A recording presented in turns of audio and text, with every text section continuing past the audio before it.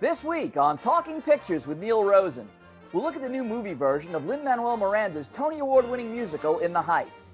Luca, the latest animated tale from Pixar that's set undersea and in a small Italian village, and the biopic Lansky, about notorious mobster Meyer Lansky, played by Harvey Keitel.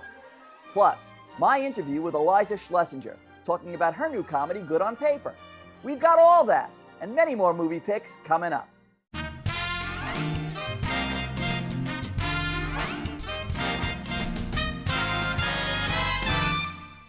I'm Neil Rosen. Welcome to Talking Pictures. It's our monthly Critic Roundtable show, where we debate what's worth watching and what's not when it comes to new releases, hidden gems, and Hollywood classics. So along with my panel, who are still streaming from home, we have plenty of movies and TV series for you to watch either at home or in movie theaters, which are finally now open. Joining me are Perry Nemiroff from Collider. Hey there, Perry. Hello, happy to be back. Happy to have you. Jack Rico's back from Showbiz Cafe. Hey, Jack. It's great to see you, Neil. Great to see you. And also returning, our friend Justine Browning from Entertainment Weekly. Hey, Justine. So great to be here with all of you. Great to see you. And let's start out with a look at several new films that are available either in theaters, on demand, or on streaming services, beginning with the new musical In the Heights. Let's take a look at a clip. I am Usnavi, and you probably never heard my name. Reports of my fame are greatly exaggerated. Morning, Usnavi. Pan caliente, café con leche. On these blocks, you can't walk 2 steps without bumping into someone's big plan. I'm making moves, I'm making deals, but guess what? What? You still ain't got no skills. Jack, tell us about In the Heights. Neil, In the Heights, it's directed by John Chu, who had done Crazy Rich Asians, and it also has Lin-Manuel Miranda composing the music here. And it centers around a group of residents from Washington Heights neighborhood in Uptown Manhattan. And in there, what they're doing is seeing their stories and their dreams collide with a neighborhood that is changing before their very eyes. Some great high quality production here, incredible memorable music numbers, and an award-winning soundtrack. But beyond that, the movie is very culturally significant to so many Latinos that have never really seen themselves represented on film. And I think that this movie not only does service to them, but it's also an entertaining summer film that anybody can watch. The film has many of the elements that you rarely see in films, like merengue, bachata, salsa, jazz, and Broadway musical, all sort of mixed in together. And it has all these great high energy musical numbers that are very memorable. I mean, just the opening sequence alone gave me chills. There is so much that this movie carries for the Latino community, 60 million strong in the United States. It carries their flag, their history, their accents, their language, their identity as people in America wanting to be seen. So this movie is just so much more than just a movie. Justine? Yeah, and considering everything we've been through as New Yorkers, this is a celebration of the city that we need right now. And I think people tend to forget that over 10 years ago, when this hit the stage, no one had seen anything like this story. It really was key to representation in the industry, a big part of how far we've come, a big symbol of that. Another number, 96,000, this grandiose community pool sequence really takes all of this incredible work that Lin-Manuel Miranda did on stage and puts it into this memorable, strikingly beautiful sequences. And I think some of these moments are going to go down in cinematic history. Perry? Yeah, I can't say enough good things about this movie. It is just dazzling from top to bottom. The cast here, everybody is wildly talented, super charming, and the whole movie is just full of heart, good vibes, and culture, and just one wow-worthy set piece after the next. It is a fairly long movie, and given what you two said, it covers a lot. And it might feel like too much on the first watch, where I walked away saying, I took a lot from that, but is the depth there? Because I was kind of overwhelmed by how much I got. Having now watched the movie 3 times, I can confirm the rewatchability of the movie and also the weight of how it explores all of those topics that were already mentioned. So this is a home run for me. Listen, it's wonderful to see the celebration of the Latinx community. And then there's this other number where they're dancing up these apartment buildings instead of dancing on the floor, which reminds me of this Fred Astaire movie where he's like, revolving around great use of special effects or camera trickery, but it's just a joyous, exuberant movie. I think it was a little too long, but I could watch it again, and maybe like your experience, Perry, if I watch it again, I'll say, gee, I'll pick up things in this that I haven't picked up the first time, which is kind of how I felt with Lin-Manuel Miranda's Hamilton. I could watch that again and again, and I just keep picking up more things. I think it should be seen, even though you could see it on, on your television screen. I think that you should see it, if you can, in a theater, like a Dolby theater, and just be surrounded by the whole experience. That's how good it is, if you can do that. But either way, see this. It's a must-see. Moving on. Justine, the new Pixar movie, Luca. Yes, I tell you all about Luca. This is set in a seaside town on the Italian Riviera in the 50s, and it follows a young sea monster who journeys to land with his best friend and takes the form of a human boy. We follow their adventures and hijinks as they meet a number of colorful characters along the way. And this film is inspired by director Enrico Casarosa's childhood in Genoa. And the creators behind this film were actually sent to the Italian Riviera to gather research on Italian culture and folklore, and just a terrible, terrible gig that must have been. But I think that's why this feels soulful and executed with care. And it's quite nostalgic, and it's a sweet coming of age story with a thoughtful message of self-acceptance. It pays homage to Fellini. And overall, I think it's a celebration of the golden age of Italian cinema. And it's a capsule of the culture then. I'm not sure why the characters under the sea talk like Long Island Italians, but it's okay. Perry? I adored this movie. I'm a big Pixar fan in general, and something that I think all Pixar movies do very well, that this one also does well, is world building, whether it's the under the sea realm or this town in Italy. I just think it's so rich with so much detail, so atmospheric, and it gives you that feeling that you could just live in this place and look in any corner and there's going to be more detail to discover there. I also think that Luca is the definition of a fun for the whole family type of movie. So big applause yet again to Pixar for doing it all. Jack. This is a movie to me that really explores friendships in a way that when you're a kid, you don't understand how much friendships can change you and influence you and shape you as a person. And I think that this film in particular does that very well. Not only that, but I think it celebrates culture. It's the type of culture that is not necessarily your own, but you still want to keep your own. It's a message that it hit home to me because they're coming out of the water, being in land. They're two different worlds that they're trying to navigate, but while still trying to be who they are. And those are the themes and chords that really sort of hit home to me. And it's one of the reasons I really, really like this film. Listen, this doesn't have the intellectual depth of, let's say, Up or Wall-E, and it doesn't have as maybe the great wit that the Toy Story series or Monsters, Inc. has. But as a standalone movie, this is great for the whole family, and it is fun, and it is charming. And I really liked it. And there's a visual trick which I really enjoyed, that runs throughout the movie, that when they're on the surface, these sea monsters who are posing as humans, whenever they get wet, part of them reveals the sea monster aspect of their hand or their face. And I just love that little thing. So, I do recommend this. All right, Perry, let's switch gears and look at a thriller called Till Death with Megan Fox. All right. So Megan Fox stars in this one as a character named Emma. She is stuck in a not so great relationship with Owen Macken's character. He's named Mark. In an effort to mend their relationship, Mark decides to take Emma off to a secluded getaway. And yeah, that might sound super romantic, but then she wakes up handcuffed to her dead husband. So that's what this movie is. And given that synopsis, I would like to bet many would be guessing that this movie is kind of ridiculous, and it most certainly is. And I don't think that's necessarily a bad quality in a movie like this, because when you have a synopsis as extreme and even kind of wacky as that one sounds, I think it's a real great opportunity to lean into it and have fun with that horror thriller vibe. But I actually think this movie didn't push it far enough. And what we wind up getting is something that is sticking too close to that synopsis, not going very far beyond it, never really surprising me, and it kind of makes the whole thing unforgettable when that synopsis suggests it would be anything but that. Listen, Megan Fox is not known for choosing good movies most of the time, but this is really bad. I mean, first off, the premise, it's never explained. This guy wants revenge on his wife and he kills himself and, and right before he does, handcuffs himself to his wife for revenge. I mean, that's kind of extreme, I'd say, Additionally, there's no suspense here. I didn't believe any of the performances. I think the writing and direction are terrible. It steals from dozens of other movies.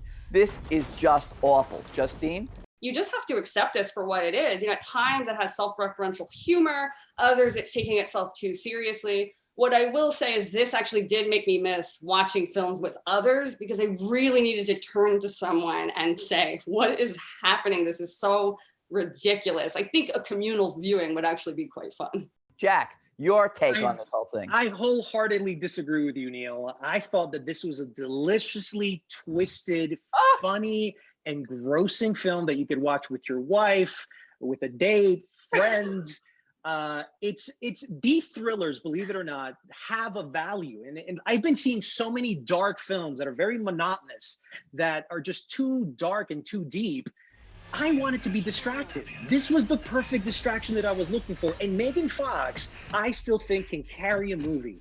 I think she's a star, and I want to see the revival of Megan Fox. I had fun with this movie. Lansky is the name of a new biopic about real-life notorious crime boss Meyer Lansky, played in the film by both Harvey Keitel and John Magaro. Let's take a look. Mr. Lansky, it's a pleasure. Why does David Stone want to write a book about me? Maybe I like stories about complicated people. Anything I choose to tell you is off the record till I give you permission to put it in the book. Any conversations you have about me, I want to know. Betray me, and there will be consequences. Jack, tell us about Lansky. Well, it's written and directed by Eitan Rockaway, and it stars Harvey Keitel, Sam Worthington, John Magaro, and Anna Sophia Robb, amongst others. And it's based on the interviews that Eitan's father, Robert Rockaway, had with Meyer Lansky a few months before his death. And it centers around a down-and-out writer played by Sam Worthington. His name is David Stone in the film. When he gets a call by Meyer Lansky, played by Harvey Keitel, and he's known as the godfather of organized crime. He's one of the most popular mafia bosses ever. And he wants him to write his biography. Now, while all this is happening, the FBI is trying to recover $300 million that supposedly Lansky has been hiding throughout the world. And the question is, will David Stone be complicit in betraying Lansky, and will the FBI get their money? This is a movie that, to me, I always seen Lansky as a criminal, as a killer, as an evil person. And I just feel like in this movie, they're some sort of adulation and idolization of Lansky, but to see him almost called the patriot within the movie is something I just couldn't deal with. Justine? The characters in this talk like the sea monsters in Luca, but I have to say, the director's fascination with the man and for gangster life overall is really palpable in this. But if you don't share that interest, then perhaps brutal criminals don't strike your curiosity. You can feel like a hostage in Rockaway's vision. You're kind of forced to understand individuals that I don't feel are really worthy of being understood. Yeah, this didn't work for me much at all. I think there are some strong scenes here and there, but for the most part, it felt really, really flat. The connection wasn't there at all. And it almost played a bit like you're scrolling through a Wikipedia page, hitting one section at a time. And even though I could see the effort being made to have smooth transitions from one section to the next. And I think some of them are quite beautiful. Just them being a beautiful visual doesn't mean that they serve the story especially well. Well, first of all, I couldn't disagree with all of you anymore. I happen to really like this film. I've always been fascinated by Meyer Lansky. He was the basis of the Hyman Roth character played by Lee Strasberg in Godfather 2. He was portrayed by Ben Kingsley in the movie Bugsy. Now he gets his own movie. To your point, Jack, I think that, this is Lansky is told by Lansky. This is his story. I don't think anybody is putting him up on a pedestal. This is how he sees himself or how he wants to be remembered, which is mentioned in the film. I think Keitel is great as the older Lansky. I think John Magaro as the young Lansky is quite good. And, listen, I like the script and the direction. I think it's a very interesting movie. I think it's compelling and it's historically interesting. I recommend the film if you like the subject matter. Perry, there's a new movie called Holler. Don't holler, just tell us about it. A+ pun, Neil.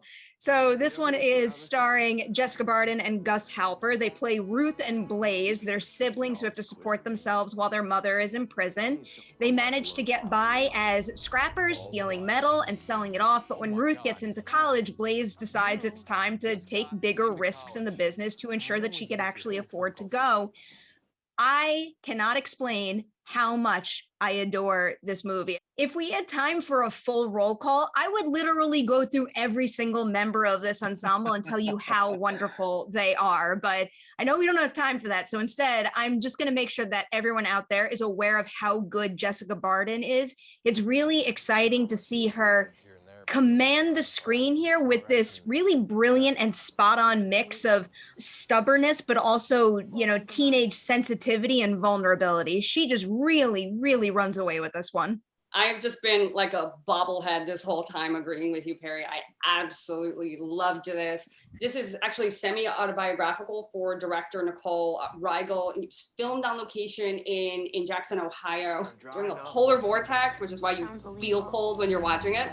And it features locals from this small town in minor roles, and real factories and scrapyards were used as well as the backdrop. So it feels so raw and real, and it gives a voice to those who fall through the cracks. And it's exploring a part of the country where circumstances are dire. And this really calls attention to that. It's gripping and heartbreaking. And the two lead performances, you just feel that bond between this brother and sister. And these are two talents on the rise. Interestingly enough, in an interview, Jessica Barden had said that she feels like working class families are held back because of where they're born into, and not everyone can overcome that, much like we saw in the movie Nomadland. And this is just one of the best films of the year so far to me. Just the performances are excellent, the premise, and there's not much you can say wrong about this film. It's a gem for this year. Listen, I agree with all of you. I have nothing much to add. The performances all across the board are just so believable, and Jessica Barden topping that list. And those performances are so good, and the writing and direction is so good. It has such a realistic feel to the whole movie. Justine, who writes for Entertainment Weekly, is good on paper. Now she's going to tell us about a movie called Good on Paper. Well, this stars and is written by Iliza Shlesinger, and it's billed as a mostly true story. And it centers on a struggling stand-up comedian who's unlucky in love until she meets a quirky nerd and embarks on a new relationship. But when she and her friends begin to suspect he isn't what he seems, they embark on a wild goose chase to uncover the truth. I need to use the pun a second time here and say that, well, the premise sounds good on paper. Unfortunately, this movie is such a miss. I thought there was such an opportunity to put out a strong message that touches on real issues in the modern dating landscape and its duplicitous nature. And unfortunately, why this doesn't work is that the man that she meets is a giant red flag from the moment he speaks. And after that, it's very hard to connect to the heroine of the story who's decided to run straight into this S-storm of a relationship. And then you watch a series of terrible decisions play out. There's no twist or scheme reveal. You already know it's bad news. And so the rest feels pointless. Listen, I happen to think that Good on Paper, I like this film. And I was expecting a straight up rom-com. And what I got was an exploration of how complicated we are as people, how we usually never really know what we want, and how some of us assert ourselves of who we truly are versus those who put on an act. And there's a great line in the movie towards the end of the film where the lead male says, "Who is anyone anymore?" And I thought that the whole movie really made a good point about that. Perry? It's not perfect, but I'd say good on paper really exceeded my expectations for this type of movie. I would say the only element that didn't really work for me is kind of what Justine was focusing on, and it's when Dennis's behavior became so ridiculous that it's not like, is that a red, like that is a red flag, that's ridiculous, come on. But otherwise, this is a surprisingly sincere and grounded comedy that really weaves Schlesinger's stand-up into a scripted narrative, because the way that stand-up is included here is just so well done. The stand-up is just as funny, if not more so, than the scripted portion of the film, or the more narrative-driven portions. Look, I think this was really fun and funny and entertaining. And I think I like the way Iliza Shlesinger, she wrote it, she stars in it, the way she weaves in her stand-up routines, kind of like Seinfeld. You see a little stand-up and then you see part of the movie. But I think that she's really funny. I think that Ryan Hansen, who plays the liar, is quite good. And, you know, I think it's sharp, funny, and easy to take in as a movie. I was laughing the way through. And if you buy into the premise, yeah, it does get a little wacky. But, you know, there's a lot of movies that get wacky. I went along for the ride, and I thought it was terrific. Listen, I think the premise is a good one, and I had the opportunity to sit down with Iliza Shlesinger to talk about the film. Let's take a look at that interview.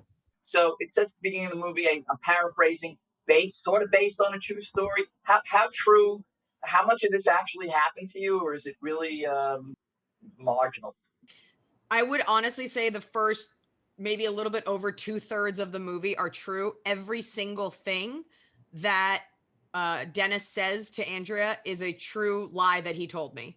It is a mostly true story, because that is, for legal reasons, we can't say almost 100% true, but it is very true. This started out as a stand-up bit? This was always a screenplay that I was working on, and I extrapolated part of it and tried to do an abridged version for stand-up, but this story is best told with an ensemble. So while I did a bit of it as a crazy story to share, it was always a script I was working on. Can't stop, 'cause we're so high. Let's do this one more time. Starships were meant to fly. Hands up and touch the sky. Let's do this one last time. Hands up. We're higher than a...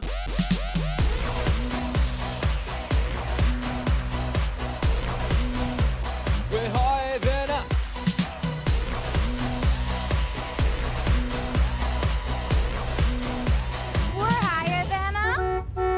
That was a clip from the TV series Zoe's Extraordinary Playlist. It's Perry Nemiroff's personal choice as we go around the panel with our critics' picks of the month. Perry.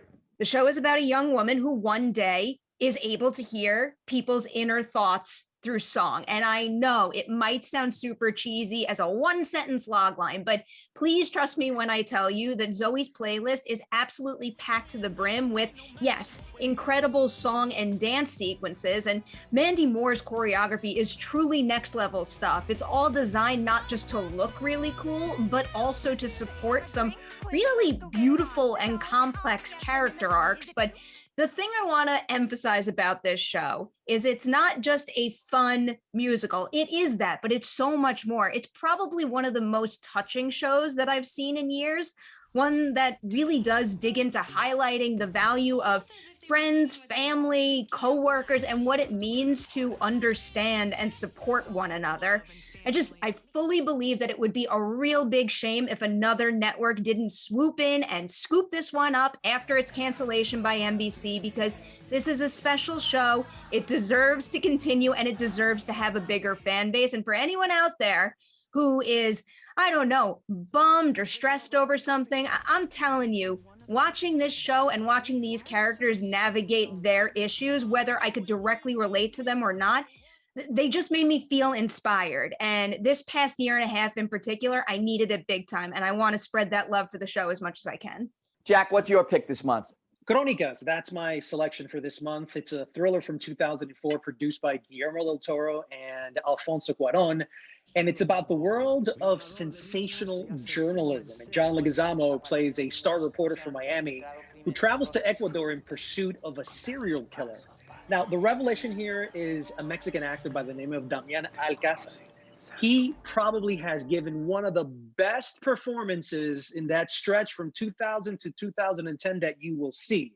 unfortunately, because it's a Latino film and it's indie, he never really got that scale of praises and applauses that he should have gotten. The twist in this movie is great, and to me, it's one of the best Spanish language films in the last 10 to 20 years. Justine, you're up. Well, my pick is the miniseries Mayor of Easttown, and it stars Kate Winslet as an investigator in a small town in Pennsylvania, and she's desperately trying to solve the brutal murder of a teen girl, while also working really hard to keep her own life from unraveling. This is so much more than your average murder mystery. It has a lot to say about small town life, confronting trauma, and women forced to pick up the pieces of others' mistakes. I was almost embarrassed by how deeply involved I became with trying to figure out what the mystery was, what the answer to who was responsible for this crime was. My pick is the French television series Lupin. It's about Arsène Diop, a man who's out to avenge the death of his father, who years earlier was framed for a crime he didn't commit. Diop is a brilliant gentleman thief and master of disguise, and he uses his expert con artistry skills to go after a wealthy family who are responsible for the demise of his dad. Diop's inspiration is Arsène Lupin, a fictional character from a popular book written in the early 1900s. Now, as the series progresses, we see Diop's many attempts at revenge. The first one is him trying to steal a valuable necklace by posing as a wealthy bidder at an auction at the Louvre Museum in Paris. I won't give away what happens or tell you about any of the other remarkable capers that he tries to pull off, but it's all extremely clever, and the series is also filled with lots of high-speed action. Omar Sy stars, and he's very charismatic in the role. The entire first season's available now on Netflix, and it's a fun ride from start to finish. Check it out. Well, that's all the time we have. With any luck, we've given you some movies and TV shows to watch. I want to thank Perry Nemiroff, Jack Rico, and Justine Browning. I'm Neil Rosen. Join us next time on Talking Pictures.